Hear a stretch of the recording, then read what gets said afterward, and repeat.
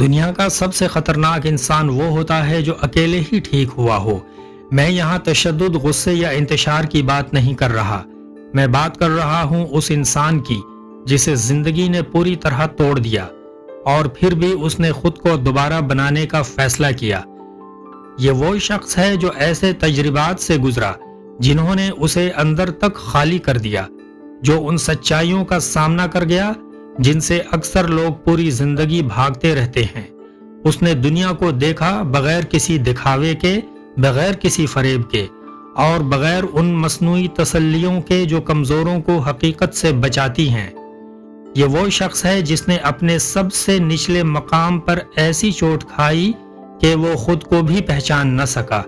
جب سب کچھ بکھر گیا اور سب لوگ ایک ایک کر کے دور چلے گئے، تب اسے ایک سچائی سمجھ آئی کہ وہ واحد شخص جسے وہ کبھی چھوڑ نہیں سکتا تھا وہ خود تھا۔ پھر اس نے اٹھنے کی طاقت اپنے اندر سے نکالی اور یہی احساس اس کی پوری شخصیت بدل دینے کے لیے کافی تھا۔ جو انسان اپنی سب سے تاریک رات اکیلے گزار لیتا ہے، وہ بصیرت حاصل کر لیتا ہے، وہ خود پر اعتماد کرنا سیکھ لیتا ہے۔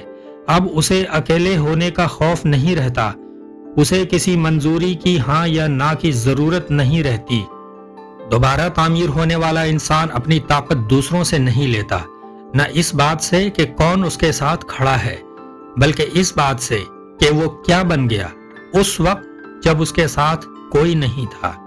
وہ کمزور نہیں ہوتا، وہ کھویا ہوا نہیں ہوتا، وہ ارادے والا ہوتا ہے، اپنے بل بوتے پر کھڑا ہوتا ہے اور ہر روز پوری ذمہ داری سے اپنے آپ کو ثابت کرتا ہے، اور ایسا انسان عزت کا مستحق ہوتا ہے۔